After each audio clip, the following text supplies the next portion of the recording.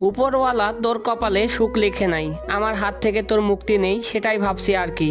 মানে খুব তো মুক্তি চেয়েছিলি, এবার কি করবি? বাচ্চা থাকলে বন্দি থাকবো কে বলছে? বরং আমাকে আর একা থাকতে হবে না, কেউ একজন অন্তত পাশে থাকবে। কিন্তু বাচ্চা তো আমার, তোর সাথে থাকবে কেন? আমার পেটে বাচ্চা, তাহলে আপনার কি করে হলো? শোনেন, আপনার মতো বজ্জাতের সাথে আমি কোনো সম্পর্ক রাখবো না, তাই বাচ্চার কথা ভুলে যান। দরকার হলে আমি কেস ফাইল করব, তবুও বাচ্চাকে ছাড়বো না। তাহলে আপনার বাচ্চা আপনি নিয়ে যান, আমি বাচ্চা পেটে ধরবো না। তবে রে দাঁড়া, দেখাচ্ছি মজা। খবরদার বলছি, কাছে আসবেন না। আদিবার চেঁচামেচি শুনে ডাক্তার ছুটে আসলো। কি হচ্ছে কি? আপনারা এসব কি করছেন? ও ম্যাডাম, আপনি আসছেন, ভালোই হয়েছে। আচ্ছা আমাকে একটা কথা বলুন তো, বাচ্চার উপর মায়ের অধিকার বেশি নাকি আমার মানে বাবার অধিকার বেশি? এটা কেমন প্রশ্ন? বাচ্চার উপর দুজনের অধিকারই সমান, কিন্তু আমার বাচ্চার মা সেটা মানতে নারাজ। এখন আমার কি করা উচিত? আমি তো কিছুই বুঝতে পারছি না। বুঝবেনও না ম্যাডাম, এই সাইকোর কথা কেউই বোঝে না, আপনিও বুঝবেন না। যাই হোক, আপনি আমার কথা শুনেন। আসলে উনি মানে আমার বাচ্চার বাবা আমাকে ডিভোর্স দিয়ে ছেড়ে দিতে চায়, কিন্তু বাচ্চাকে ধরে রাখতে হয়। তাই আমি বলেছি আমি বাচ্চা জন্ম দিব না, এই নিয়ে ঝামেলা। আজব তো, আপনি বলুন ম্যাডাম, এটা কেমন বিচার? ও আমাকে ছেড়ে দিতে ইচ্ছা হচ্ছে, ছেড়ে দিক, তাই বলে আমার বাচ্চা দিয়ে যাবে না? 10টা না 5টা না, একটা মাত্র বাচ্চা আমার। এমনিতেই আজে বাজে ঔষধ খেয়ে অনেক ক্ষতি করে ফেলেছে। আদিবার কথা শুনে ডাক্তার হেসে ফেলল। আচ্ছা আপনি বাইরে যান, আমি আমার স্ত্রীর সঙ্গে একটু কথা বলি। তা বলুন, কিন্তু আপনার স্ত্রী না জোর করে বিয়ে করছিলেন, তাই স্ত্রী বলবেন না, বলুন আমার বাচ্চার মা। আচ্ছা আপনার বাচ্চা মায়ের সাথে একটু কথা বলি। বলুন, আমি যাচ্ছি। বলেই আদি চলে গেল। ডক্টর ম্যাম এসে আবিদার পাশে বসলো। এবার বলেন তো কি সমস্যা?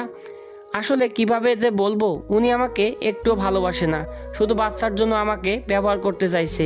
তাই আমি অ্যাবর্শন করে ফেলবো, মানে ওকে বলবো বাচ্চা নষ্ট করে ফেলেছি, তারপর অনেক দূরে চলে যাব, সেখানে গিয়ে বাচ্চা নিয়ে থাকবো। উনি আমাকে অনেক কষ্ট দিয়েছে, এবার ওনার পালা। কিন্তু ওনার কথা তো তা বোঝা যাচ্ছে না, বরং মনে হচ্ছে বাচ্চার খবর খুব খুশি হয়েছেন উনি। তা তো হবেই, বাচ্চাকে তো ভালোবাসলেই, কিন্তু আমাকে তো ভালোবাসে না। জানেন, 2 মাস আগে আমার সাথে কোনো কথাই বলেনি। আপনাকে ভালোবাসে না কে বলল? যে ছেলে সন্তানকে ভালোবাসে সে অবশ্যই তার স্ত্রীকেও ভালোবাসে। আবিদা এবার কিছু বলল না, তাকিয়ে আছে ডাক্তারের মুখের দিকে। বোকামে, দূরে গিয়ে কষ্ট দিতে হবে কেন? বরং তুমি চাইলে এই বাচ্চার দোহাই দিয়ে তোমার বরকে দিয়ে তা খুশি করে নিতে পারো। তাছাড়া বাবা মায়ের আলাদা আলাদা প্রয়োজনীয়তা আছে, একে অপরের সেই প্রয়োজনীয়তা মেটানো সম্ভব। আপনি ওনার সাথে থাকুন, বাচ্চা পৃথিবীতে আসুক, তারপর যা সিদ্ধান্ত নেওয়ার নেবেন। তাছাড়া এই অবস্থায় ডিভোর্স হবে না। এভাবে তো ভাবিনি। আপনি ঠিকই বলেছেন, আমি এতদিন যা যা করতে পারিনি, এই বাচ্চাকে নিয়ে সব তো করতে পারবো। এই তো বুদ্ধিমতের মতো কথা। আমি এবার আসি, কিছুক্ষণ পর তোমাকে ছেড়ে দেওয়া হবে। অসংখ্য ধন্যবাদ ডাক্তার আপনাকে। ডক্টর মুচকি এসে বেরিয়ে গেল। আর বারান্দায় আদির সাথে দেখা হলো। আদি দাঁড়িয়ে দাঁড়িয়ে অপেক্ষা করছিল তাকে দেখা। ডাক্তার বলল, আপনার স্ত্রী, ও না সরি স্ত্রী না, আপনার বাচ্চার মায়ের দিকে খেয়াল রাখবেন। উনি কিন্তু বাচ্চার জন্য ফিট না, কোনো মতেই মেন্টাল প্রেশার দিবেন না, হাসি খুশি রাখার চেষ্টা করবেন। আদি মাথা নাড়ালো। সন্ধ্যায় আদিবাকে বাসায় নিয়ে আসা হলো। আদি তাকে নিজের রুমে নিয়ে গেল। এই রুমে নিয়ে আসলেন কেন? আমি আমার রুমে যাব। যান, তবে বাচ্চাকে আমার ঘরে রেখে যান, আমি আমার বাচ্চার সাথে ঘুমাবো। আজব তো, বাচ্চা রেখে যাব কি করে? সেটা আমি কি করে বলবো, সেটা তো আপনি ভালো জানেন। আপনার সাথে আমি পারবো না জানি, কিন্তু মিস্টার বাচ্চার বাবা, কান ধরে শুনুন। আপনার সাথে আমি পারবো না জানি, কিন্তু মিস্টার বাচ্চার বাবা, কান খুলে শুনে নিন। আমার সাথে একদমই উচ্চস্বরে কথা বলবেন না, ডাক্তার বলেছে এমন করলে বাচ্চার ক্ষতি হবে। ঠিক আছে, বলবো না। আমার বাচ্চার জন্য আমি সব বদভ্যাস বদলাতে পারি। আমার বাচ্চা এভাবে বলছেন কেন? আপনার একার বাচ্চা? আমার একারই বাচ্চা। আপনি আমার সাথে এভাবে কথা বললেন, পেট ব্যথা হচ্ছে, আর মনে হয় বাঁচবো না। ঢঙ্গি মেয়ে কোথাকার। মনে মনে, আমি তো জোরে কথা বলিনি।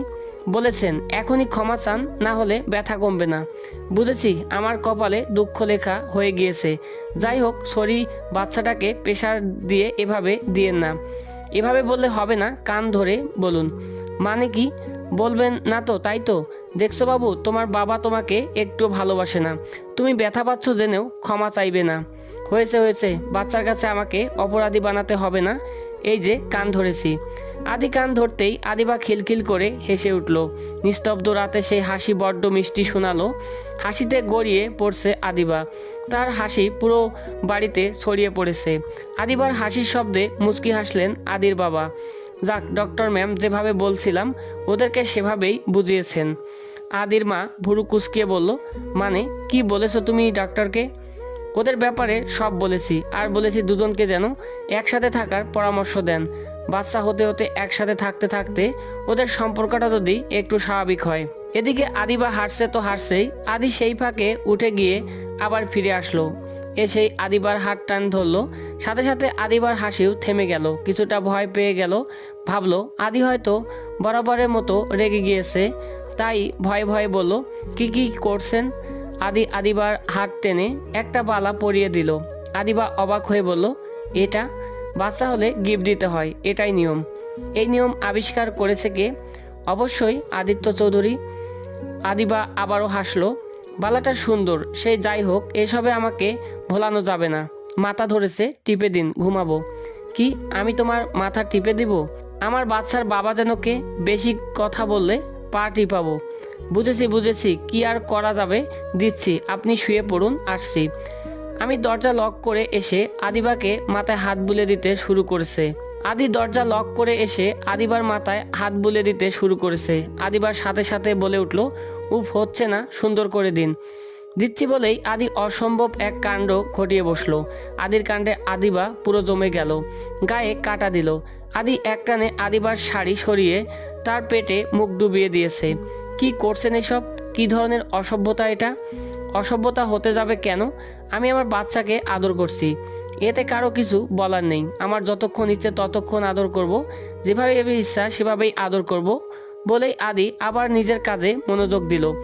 ভাইয়া, এমন করবেন না, আমার কেমন যেন লাগছে। ভাইয়া? কে কার ভাইয়া? ফালতু প্রশ্ন আর ফালতু কাজ দুটোই বন্ধ করুন। আদিবার কথা আদির কানে ঢুকলো না। সে আবারও নিজের কাজে মনোযোগ দিল। এবার শুধু পেটে না, আদিবার সারা শরীরময় বিচরণ করছে সে। আদিবা চাপা কণ্ঠে বলল, কি করছেন, ছাড়ুন। আদিবা বাঁকা হেসে উত্তর দিল, বাচ্চা যখন আমার, বাচ্চার মাও আমার। আমার বাচ্চার মাকে আমি আদর করব, তাতে তুই আদিবা বাধা দেবার কে? আদিবা উত্তর দিল না, কিন্তু তার ফুপানো কান্না আদির চোখ এড়াতে পারল না। আদি উঠে এসে সযত্নে চোখের পানি মুছে দিয়ে বলল, দেখি, তাকা আমার দিকে, কি হয়েছে, কাঁদছিস কেন? আদিবা চোখ বন্ধ করে অন্যদিকে মুখ করে আছে। চোখ বেয়ে লোনা জল গড়িয়ে পড়ছে। এত অভিমান আমার উপর? আপনি আমায় একটু ভালোবাসেন না। আজ যদি বাচ্চা না আসতো আমায় ডিভোর্স দিয়ে দিতেন। তোর তাই মনে হয়? ডিভোর্স পেপার তো নিয়েই এসেছেন, তাই না? তাই নাকি? তুই পেপারটা ভালো করে দেখছিলি? আদিবা চোখ খুলল। মানে? ওটা ডিভোর্স পেপার ছিল না, ওটা আমার প্রত্যয়নপত্র ছিল, যার মানে আমি আর কখনোই বিদেশ যাব না, এখন থেকে এখানেই থাকবো। আর এই সিদ্ধান্ত আমি 2 মাস আগে নিয়েছিলাম।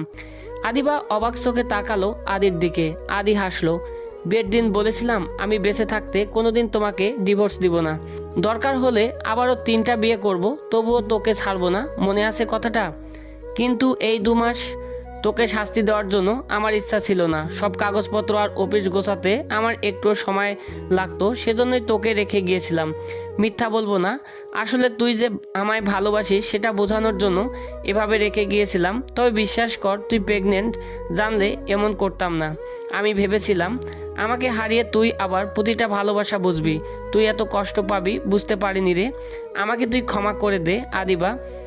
আপনি আমার কাছে ক্ষমা চাইছেন? যাকে ভালোবাসি তার কাছে ক্ষমা চাইতে পারবো না? যাকে ভালোবাসি তার কাছে ক্ষমা চাইতে পারবো না? আমি তোর জন্য কি কি করতে পারি আজও বুঝলি না পাগলি? সারা পৃথিবী যদি এক পাশে থাকে আর তুই যদি অন্য পাশে থাকিস, আমি আদি তোকেই বেছে নিব। তোর মতো কেউ কখনো আমায় মন ছুঁতে পারেনি। জানিস তো, একজন আসক্ত ভালোবাসায় সবসময় সুন্দর হয়। আমি জন্ম জন্মান্তর এই আবিদাতেই আসক্ত হয়ে চাই। তুই ছিলি, আসিস, আর তুই শুধুই থাকবি। এত ভালোবাসেন আমায়? সন্দেহ আছে? আমার উপর আপনার কোনো রাগ নেই। যাক, ভালোবাসা যায়, তার উপর রাগ করা যায় না। হযরত আলী রাদিয়াল্লাহু আনহু বলেছেন, যদি কাউকে সারা জীবনের জন্য বন্ধু বানাতে চাও, তবে মাঝে মাঝে একটা কবর খুঁড়ে নাও, যেখানে তার করা ভুলগুলো কবর দিতে পারবে, কারণ মানুষ মাত্রই ভুল করবে। আমি সেই কবরটা 6 বছর আগেই খুঁড়ে ফেলেছি, যদিও তুই কখনো ভুল করিস না। আচ্ছা আবিদা, তোর মনে আমাকে একটা কবর খোঁড়ার জায়গা দিবি প্লিজ, সেখানে আমার ভুলগুলো ছুঁড়ে ফেলতে পারবো। আবিদা উত্তর দিতে পারলো না, আবারও কেঁদে ফেললো। একদমই কাঁদবি না বলে দিলাম, কাঁদলে কিন্তু ওয়াশরুমে আটকে রাখবো। আবিদা চোখ মুছতে মুছতে জবাব দিল, আমি তোকে আটকাতে চাই না। আদির বেপরোয়া ভালোবাসা, মায়ের জন্মান্তর আটকে থাকতে চাই, রচনা করতে চাই বেপরোয়া ভালোবাসার নতুন অধ্যায়। দিবেন সেই সুযোগ আমায়? তো বন্ধুরা, গল্পটি কেমন লাগলো? আশা করি গল্পটি আপনাদের অনেক অনেক ভালো লেগেছে। তো আমাদের নতুন একটা গল্প আসবে, তো আমি সেটা এই চ্যানেলেই আপলোড করব। তো সবাই চ্যানেলটি সাবস্ক্রাইব করে রাখুন। ধন্যবাদ সবাইকে।